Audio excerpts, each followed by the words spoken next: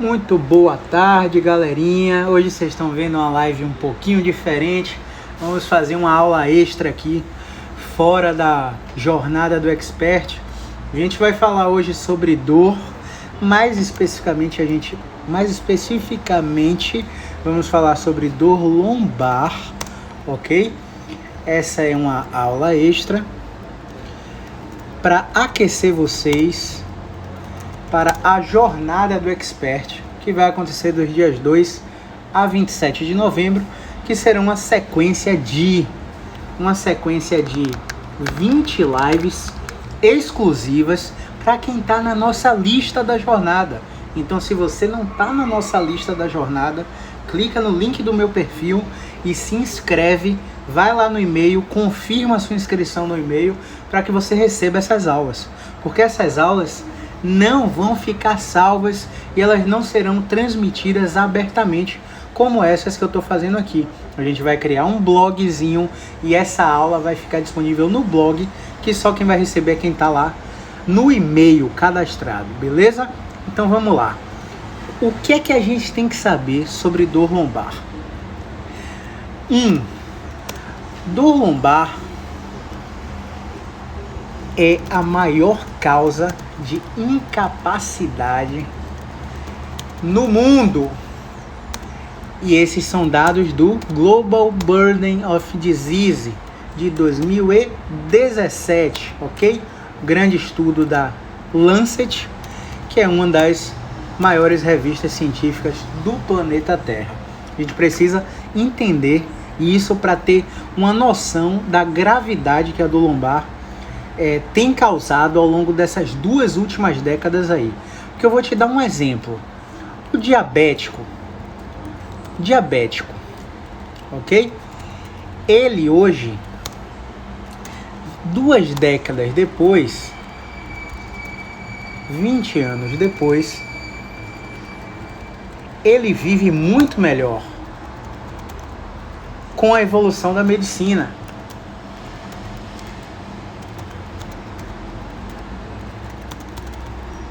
Ok?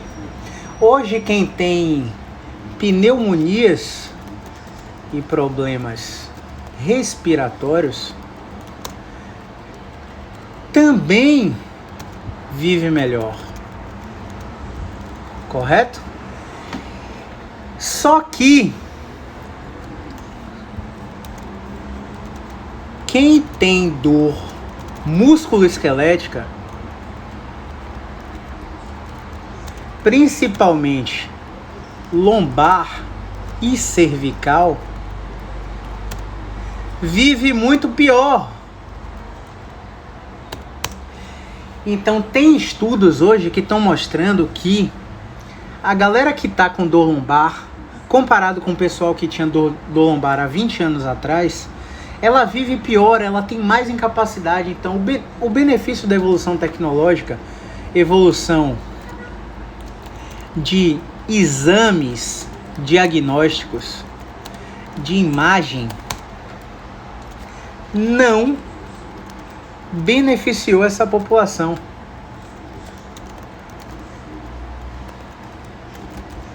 Então, essa chamada aqui da aula é só para mostrar para vocês que a gente tem que contestar o que é que o sistema está nos oferecendo hoje em dia.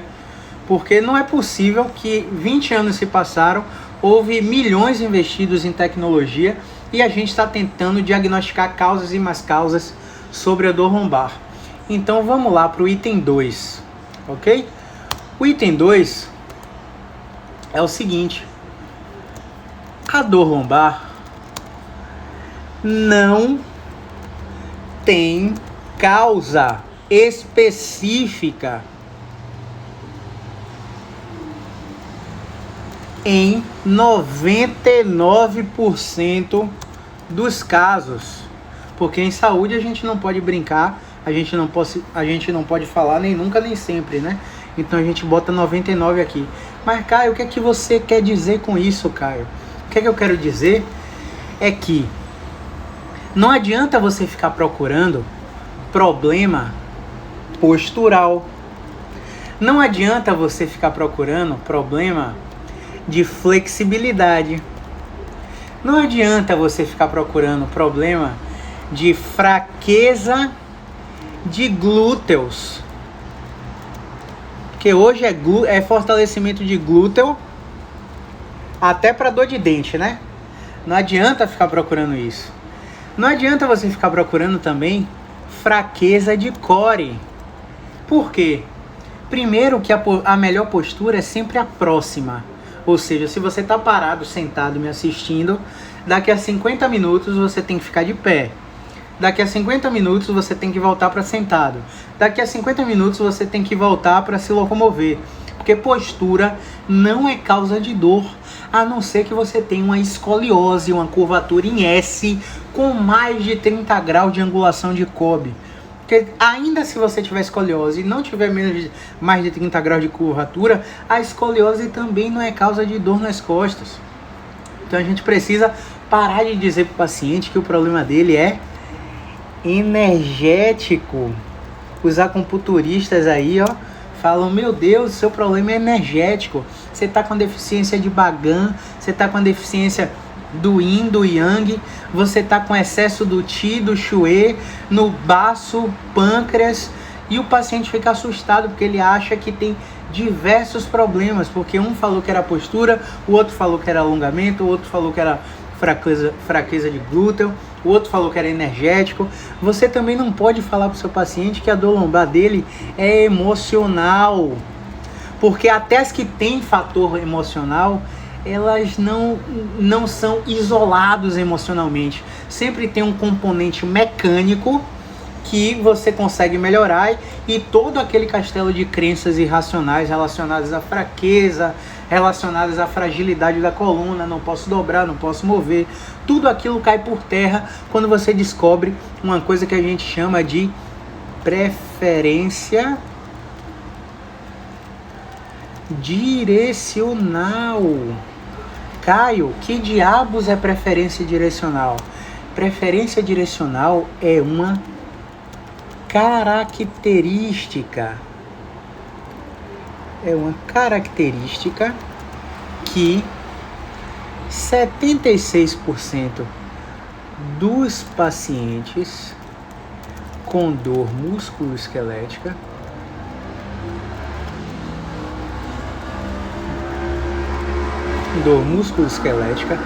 apresentam, onde um movimento ou posição, olha só a definição, grava aí, viu? Um movimento ou posição pode diminuir, abolir ou centralizar os sintomas do paciente. Beleza? Essa é a definição de preferência direcional. Olha, se eu tenho 76% de chance de ter uma preferência direcional, não interessa se o paciente chegou para você com depressão, não interessa se o paciente chegou para você com ansiedade, não interessa se o paciente chegou para você com preocupação excessiva, não interessa. Não interessa se o paciente acabou de pedir um divórcio. Ou não interessa também se o paciente está de luto. Ou se o pai do paciente, por exemplo, em muitos casos, o paciente é médico. Por que eu falo isso? Porque isso é uma bandeira preta, porque ele passou a vida escutando que o problema da dor dele é inflamação, que o problema da dor dele é uma degeneração, é uma hérnia de disco, e que é cirúrgico e que vai tomar injeção. Então não adianta você confrontar um paciente que tem um parente médico, que tem um parente dentista, por exemplo, que tem uma visão biomédica do problema, uma visão exclusivamente biomecânica. E é por isso que a gente está errando. 2 décadas a gente está errando no tratamento das dores de coluna, porque o foco, a ênfase no tratamento da dor de coluna, porque a ênfase está no fator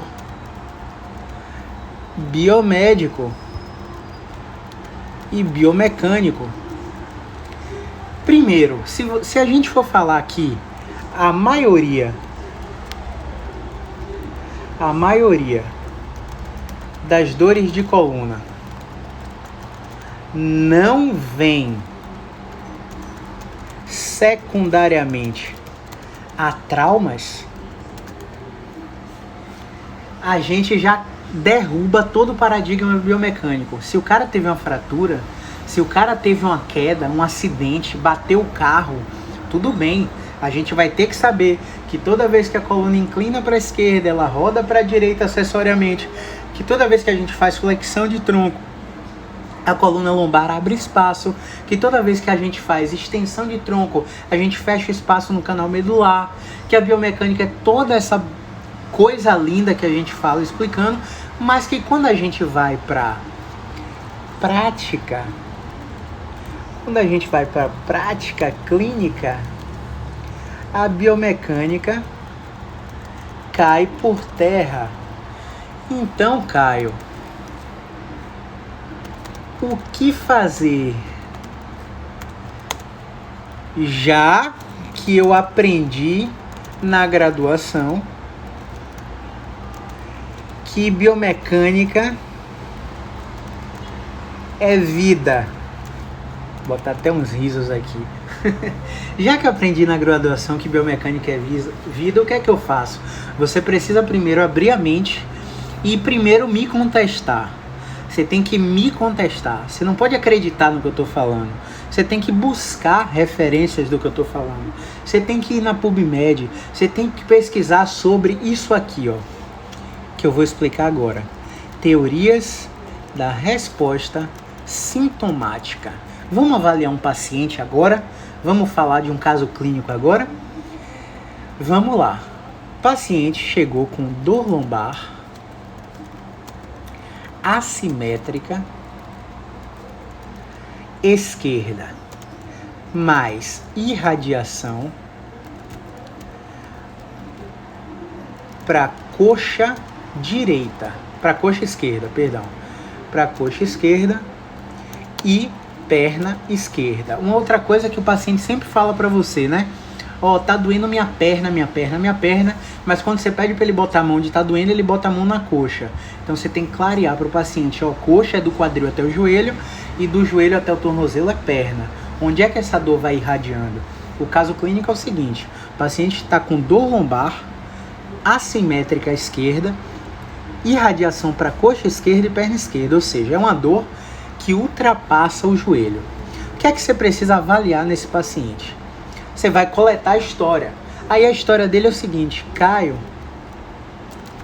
tenho dor desde os 25 anos. Nunca tratei. Travei 2 vezes saindo do carro. Fui para emergência e remédios melhoraram. Mas dessa vez não está melhorando e já tem 2 meses doendo. O que é que a gente precisa saber aqui? Esse paciente, ele tem perda de peso sem motivo? Perda de peso sem motivo? Ele tem febre junto com a dor? Esse paciente, ele perdeu a capacidade de prender urina e fezes, ou seja, ele está com incontinência urinária ou incontinência fecal. A gente precisa estar ligado nisso aí. Você precisa testar também se esse paciente tem dor para tossir ou espirrar. Tem dor para tossir e espirrar? Porque esses são sinais das chamadas red flags. E as red flags são possíveis patologias graves, que você tem que aprender a descartar. Não pode meter mão, não pode ir pro hands-on, não pode mover o paciente enquanto você não descartar isso aí. Você precisa perguntar para esse paciente também se ele tem anestesia em cela, que é um possível sintoma de síndrome de cauda equina. E isso aí a gente não trata, só quem trata é médico. A gente precisa estar ligado nisso aí, tá? E aí, uma vez que você descartou possibilidades de patologia grave, você tem que descartar também trauma. Houve trauma secundário a essa dor? A maioria vai te dizer que não. Se houve trauma, aí é necessário fazer, se sim, é necessário radiografia, ok? Para descartar a fratura. E outra, essa radiografia, o fisioterapeuta pode prescrever. Você vai colocar lá na receita que solicita uma radiografia da coluna lombar, vai colocar os eixos que você quer, vai carimbar com seu crefito e o paciente vai lá fazer a radiografia. E se tiver qualquer problema com o plano de saúde, o problema é com o plano de saúde, tá? O problema não é com você, porque você tem autonomia para pedir um exame de imagem simples como uma radiografia para descartar a fratura. Então você pede uma radiografia lá da coluna lombar, AP perfil, e aí o radiologista vai fazer e você vai descartar a fratura.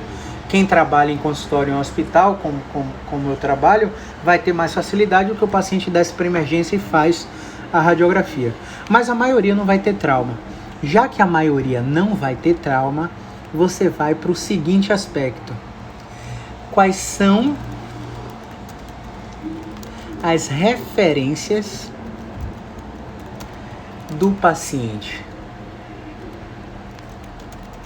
antes da intervenção fisioterapêutica? Não adianta você ir querer meter mão no paciente sem saber quais são as referências dele. E esse é o maior erro. Esse é o maior erro do fisioterapeuta. Ele não coleta as referências antes de tratar o paciente. E aí eu preciso pegar uma referência neurológica, que vai ser teste de Laseg ou SLAMP ou Laseg cruzado, para testar se o paciente tem tensão neural adversa. E aí você vai anotar que se o cara, por exemplo, 45 graus, cadê ele? Alt GR8. Se o cara tem 45 graus de Laseg com dor, tá? A partir de 45 graus, a partir de 60, a partir de 90.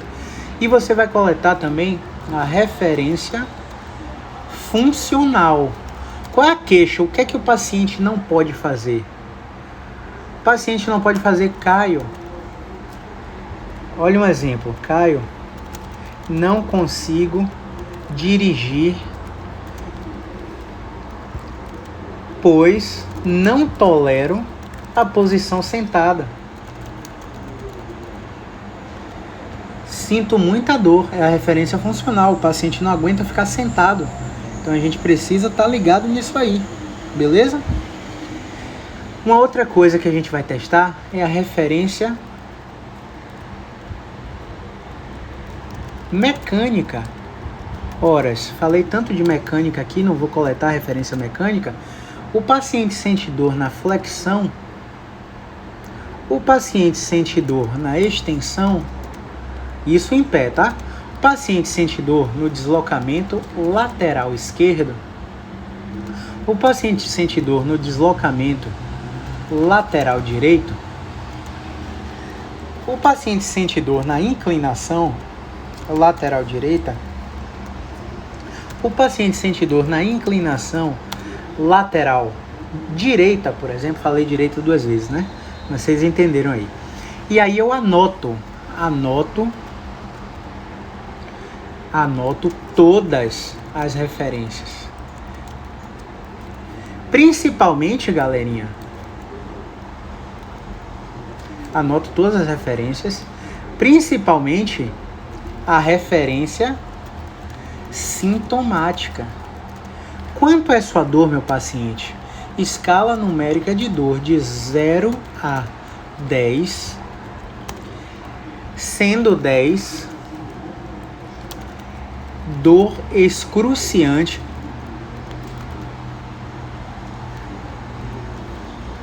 e o paciente está na mesa de cirurgia. Eu falo assim para eles, porque tem paciente que acha que nunca teve uma dor pior na vida, né? Quando eu falo isso, eles já dizem que a dor não é 10. Aí o paciente vai dizer, por exemplo, nesse caso clínico, 30 graus de LASEG, positivo com dor. Nesse caso clínico, não consigo ficar sentado, ou seja, já é uma pista, ó, flexão dolorosa. Nesse caso aí, a referência mecânica era a seguinte: extensão em pé, perda grande com dor mais distalização. O que é que eu quero dizer com isso? Que a distalização é que quando ele está em pé e que ele tenta fazer a extensão de tronco, a dor que era lombar assimétrica esquerda, com coxa e perna esquerda, desce para o pé.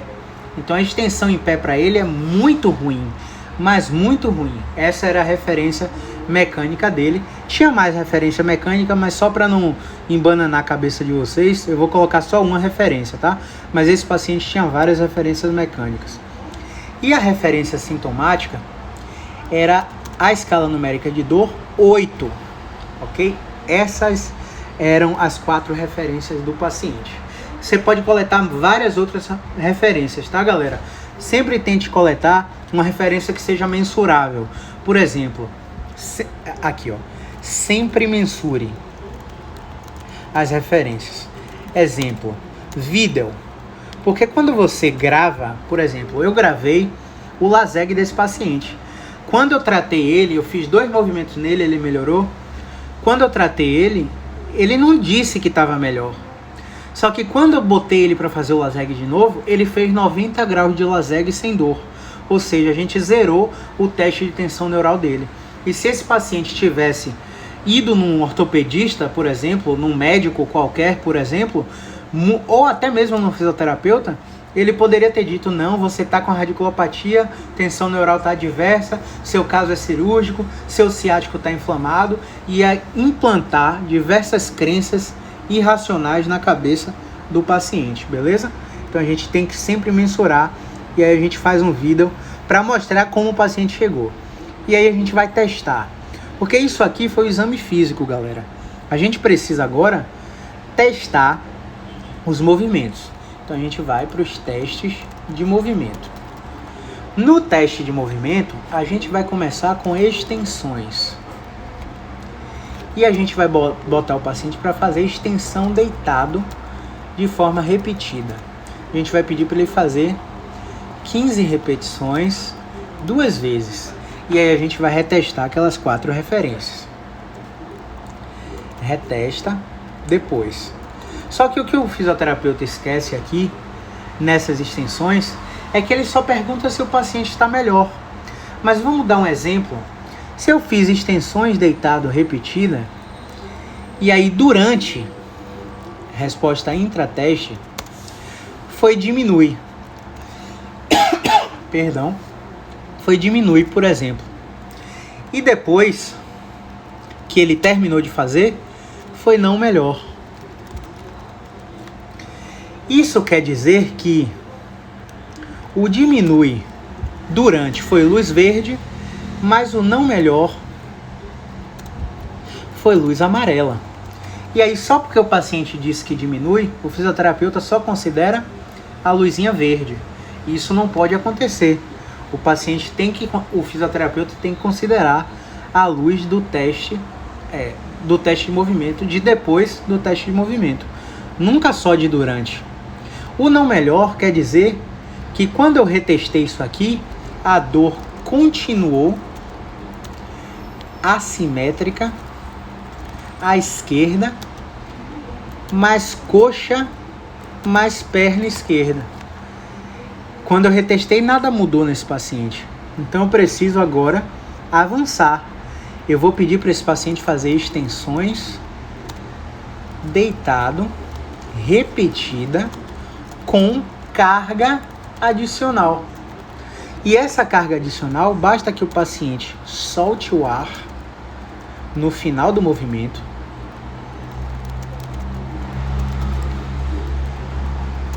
e que ele relaxe o bumbum. Só isso aí você já coloca uma carga adicional.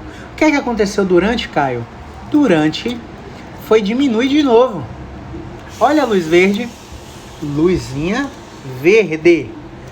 E depois, o que é que aconteceu depois? Depois foi não melhor outra vez. Outra vez foi não melhor. E agora, Caio, o que é que eu faço? Gente, foi luz amarela. O corpo do paciente, o corpo pede mais carga. Como a gente coloca mais carga? A gente agora precisa da pressão extra do terapeuta. Atenção! Agora é a hora do hands-on. Você que ama colocar a mão, você que ama apertar, amassar, meter cotovelo no paciente, agora é a hora de colocar a mão para adicionar mais carga ao movimento. Aí você vai para extensões deitado, repetida, com carga adicional do terapeuta. Beleza? E aí você vai perguntar o que é que acontece durante o paciente falou periferilizado. Olha só. O que é que aconteceu, Caio? Ou seja, vamos exemplificar aqui. Esse resuminho vai para a nossa lista de e-mail. Se você não está cadastrado, se cadastra lá para receber esse resuminho da aula, ok? Durante foi periferilizado, ou seja, enquanto o terapeuta colocou a carga para o paciente fazer a extensão, o que é que aconteceu? A dor, ou seja, a dor que estava na perna desceu para o tornozelo. Isso quer dizer periferilizado. E isso quer dizer que é uma luz vermelha, porque está piorando o paciente. E aí o que é que aconteceu depois? Depois que ele repetiu o movimento com a pressão extra, ele ficou não pior. Ou seja, a dor que foi para o tornozelo voltou para a perna. Você piorou ele durante, mas não piorou ele depois. E não pior quer dizer luz amarela. Só que é uma luz amarela diferente. É uma luz amarela invejosa. E essa luz amarela invejosa exige uma alternativa. Exige uma alternativa de carga. Beleza? O que quer dizer alternativa de carga?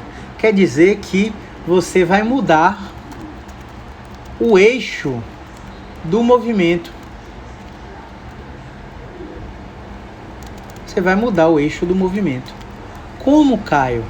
Você vai pedir agora extensões deitado, repetida, com pressão extra do paciente. Você volta uma carga, não é carga do terapeuta mais, porque você quer testar como esse movimento vai se comportar, beleza? E aí você vai fazer com o quadril desviado para o lado da dor esquerdo, né? Você vai desviar o quadril para direita, porque à direita você vai inclinar o tronco do paciente deitado de uma forma que você vai fechar o espaço do lado esquerdo. E aí, Caio, o que é que aconteceu? Olha, durante esse exercício, o paciente foi pesado, periferilizado. Quer dizer o quê? luz vermelha. A luz vermelha quer dizer que o paciente está piorando. E aí você vai fazer o seguinte, você vai ver o que aconteceu depois. Depois foi pior. Ou seja, luz vermelha de novo. Luz vermelha de novo. De fato, o paciente piorou. O paciente piorou nesse princípio. O paciente piorou nesse princípio. Então a gente vai precisar o quê? Mudar a direção. Agora eu mudo a direção de movimento. E agora eu vou explorar movimento de flexão. E eu vou... Perdão. E eu vou começar por onde, galera? Por onde que eu começo? Eu vou começar por flexões deitado. E aí eu vou pedir 15 repetições 2 vezes. E vou ver o que acontece com esse paciente. O que acontece durante? Durante é cesado. Como assim cesado? Centralizado. Ou aproximado. Ou de aproximação. Isso quer dizer que a dor que estava na perna esquerda, se aproximou da coluna e foi para a prega infraglútea.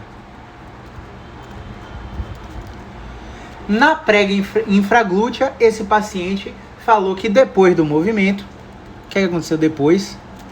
Melhor. Melhor quer dizer cesado. Centralizando aqui, ó, no durante, cesando.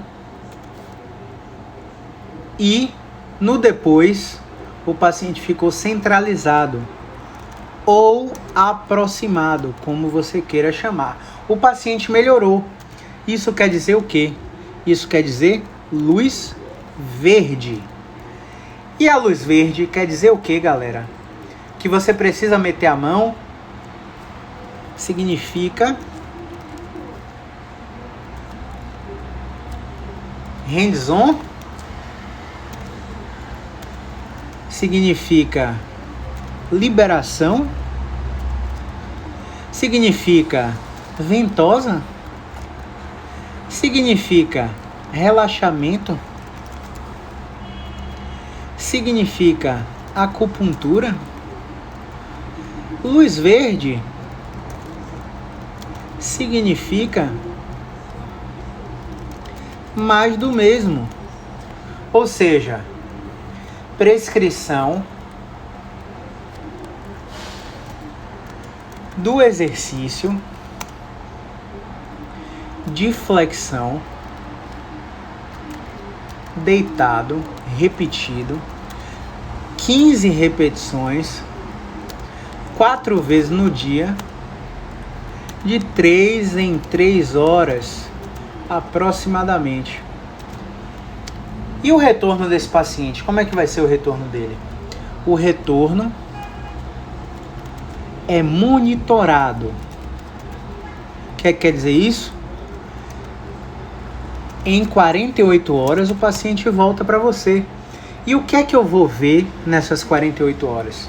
Eu vou precisar ver se a melhora estagnou. A melhora estagnou. Mais carga no movimento. Se a melhora evoluiu, ou seja,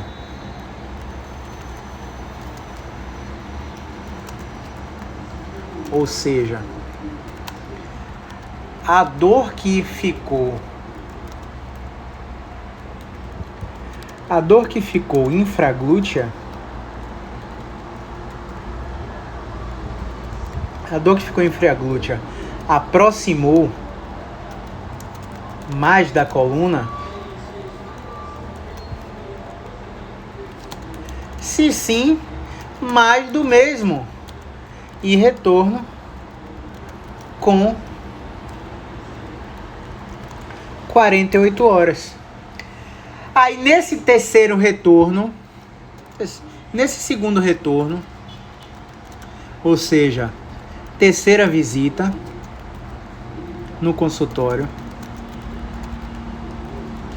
Terceira visita no consultório.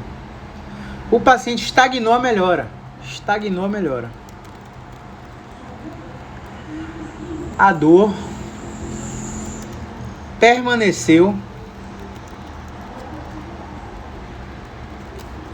no glúteo. O corpo está pedindo mais carga. Se o corpo está pedindo mais carga, o que é que você vai fazer? Você vai dar mais carga. Você vai prescrever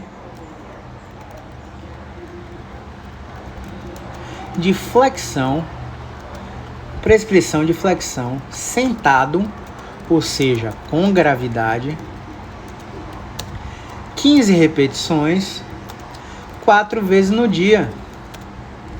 E aí, quando o paciente faz isso, ele tem durante cesado, centralizando, e o depois do paciente, melhor.